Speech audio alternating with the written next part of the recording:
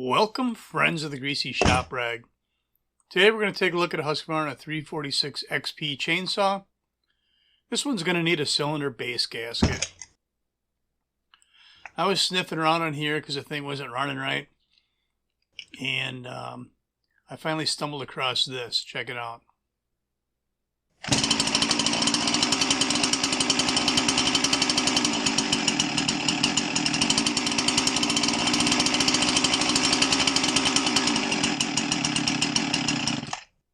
It's kind of cool. Let's look at it again.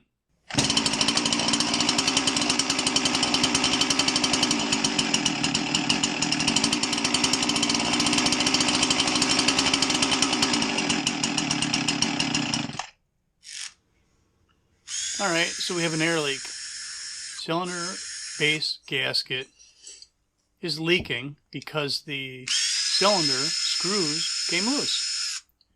Now if I was out in the field, I would just crank the screws down and finish the day.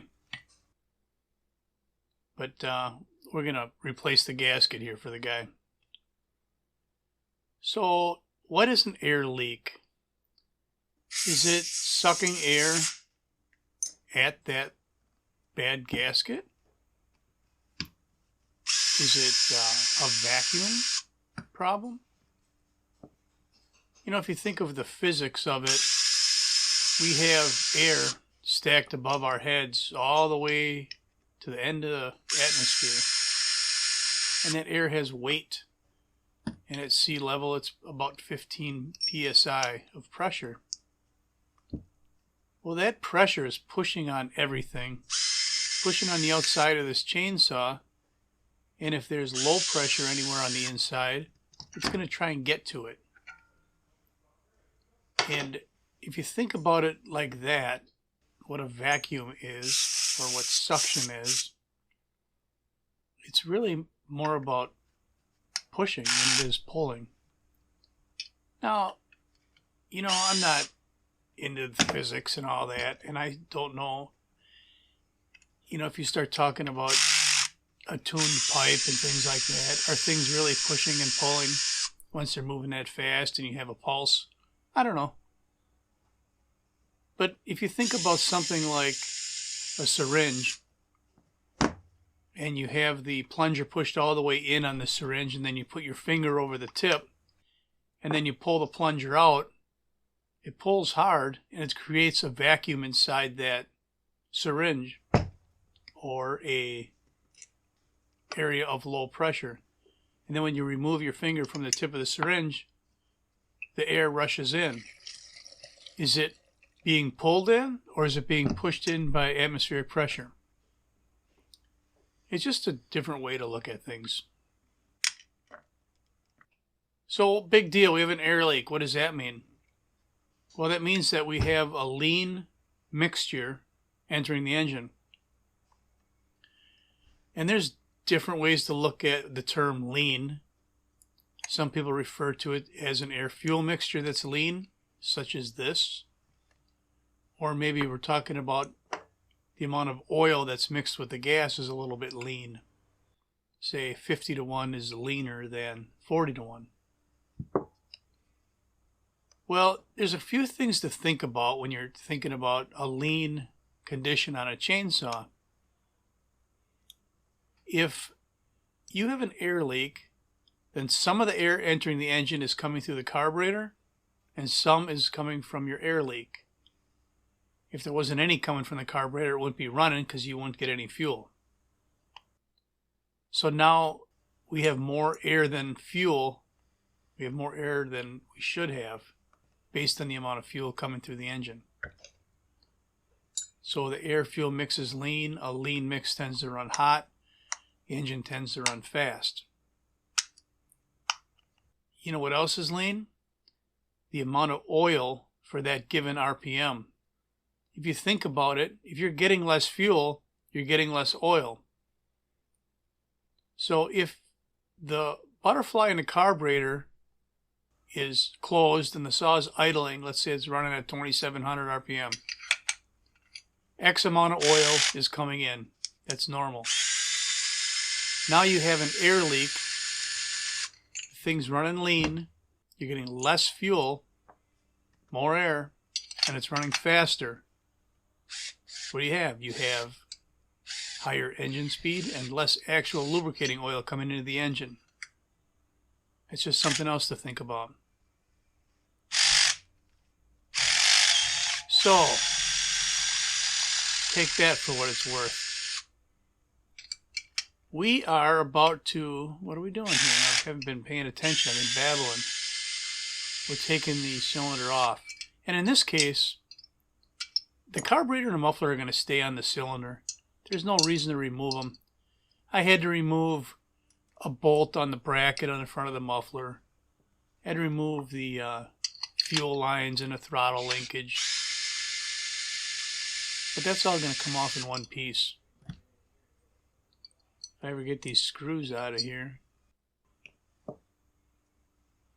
let's see if it'll come off. It won't come off. And if you've been paying attention, at least more attention than I've been paying, you'll see that that blue wire for the kill switch is still connected.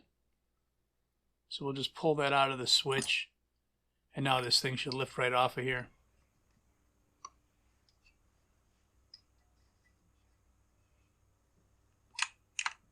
There we go. And a quick look in the cylinder, and it's fine. It is not scored. There's a lot of oil on there. So this operator recognized an air leak and immediately quit using the saw. Trying to torque through a problem really isn't a good idea. It hardly ever ends well. This is a conventional saw, but it's especially true if you have an auto-tune saw, because auto-tune compensates for a lot of things. And if it gets to the point where it can't compensate for it, and the saw runs different enough that you notice it, you probably ought to get it in and have someone hook it up to a computer and look for some error codes. So here we're just cleaning up some schmutz. We don't want any schmutz underneath that base gasket. You'll notice that the gasket's going on dry. Sometimes they go on wet with sealant. Sometimes the sealant is just in certain areas that the factory calls for. It's almost like it just doesn't matter how you do it. I've done it both ways, and I don't see any difference in the results. Usually if I'm going to put sealant on a gasket, it's because I think there might be an imperfection in the mating surfaces, or maybe warpage. This one looked fine. I'm going to put a dry gasket on there. Alright, so we got the cylinder on there. I tried to push it on there by compressing the piston rings with my fingers. Couldn't do it, so I had to use that little red compressor band there. And it went right together. I didn't even pre-oil anything. I mean, there was oil all over that piston yet. Cylinder was still wet. We just lifted it off of there, installed our gasket, and put it back together. Alright, we're fumbling around here with the kill switch wire. There's a spot in that red switch that this fits into.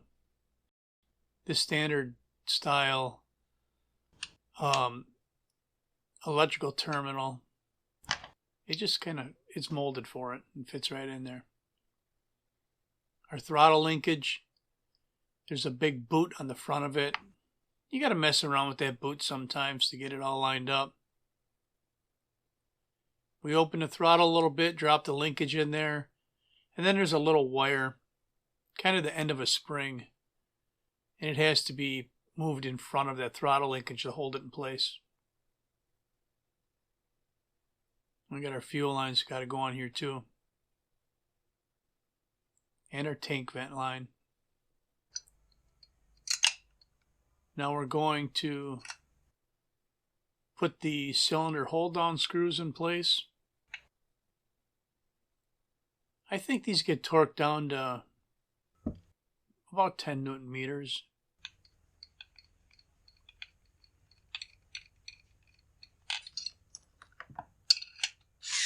You know, a lot of guys will just run these in by hand, never have a problem, and that's fine. I like to torque down these cylinder bolts. I don't torque a lot of things down when I'm working on saws. I like these to be even and the correct torque. It may help prevent this exact problem that we're fixing. You know, if I'm going to torque anything else on a saw, it might be the flywheel nut. A lot of times it just gets an ugga-dugga, but sadly, it depends on what mood I'm in.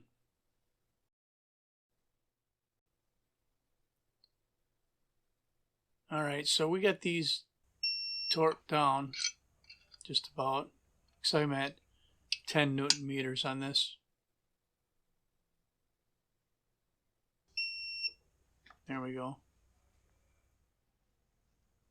Here's our anti-vibe spring that runs from the cylinder to the front handle.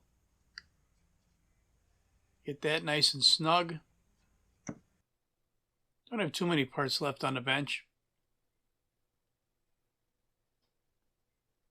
There's some bolts that hold the muffler in place to the crankcase. There's going to be one on this side that also goes through the felling dog. It doesn't hurt to put some decent torque on muffler bolts because it's one thing that tends to come loose a lot. You know, on the intake side, you snug things up. On the exhaust side, you crank things down. Here's our spike.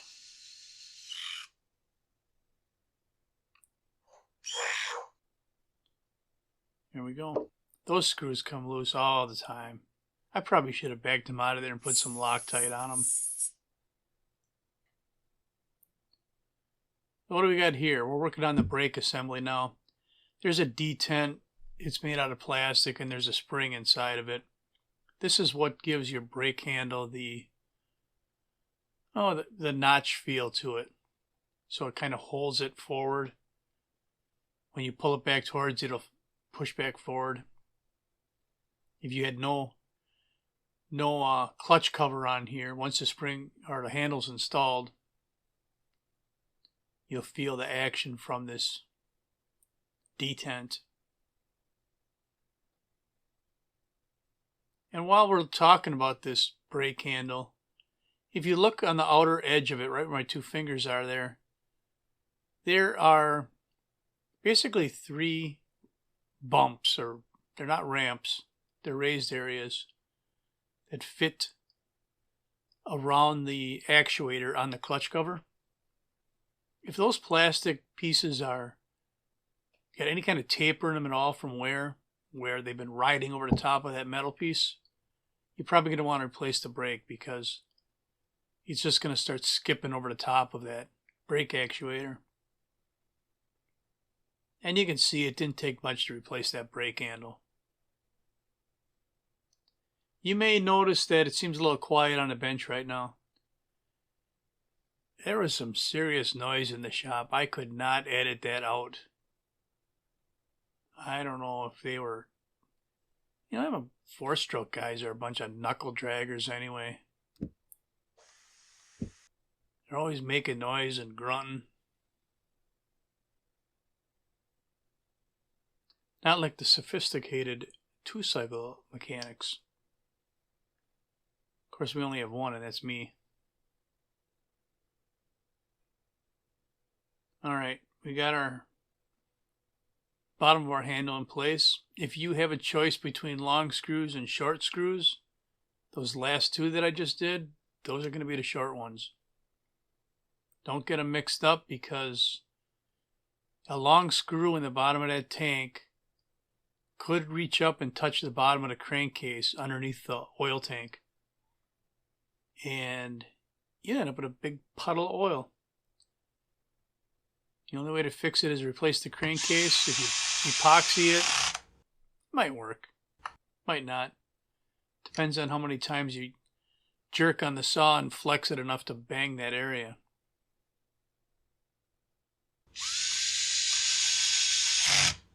So when I start this thing up, you're going to notice that it doesn't run right.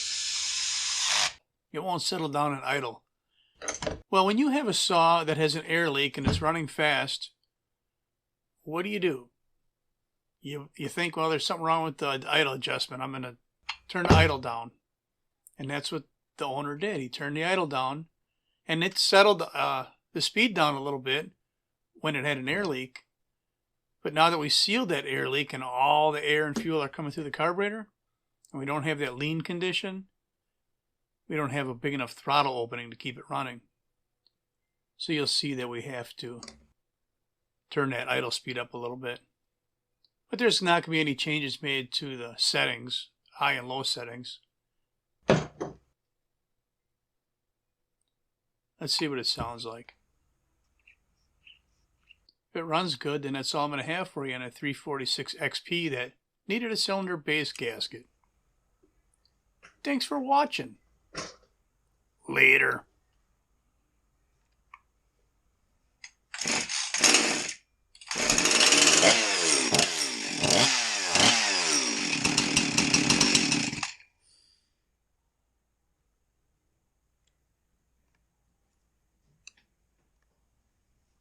I just came to the realization that the customer turned on the idle speed.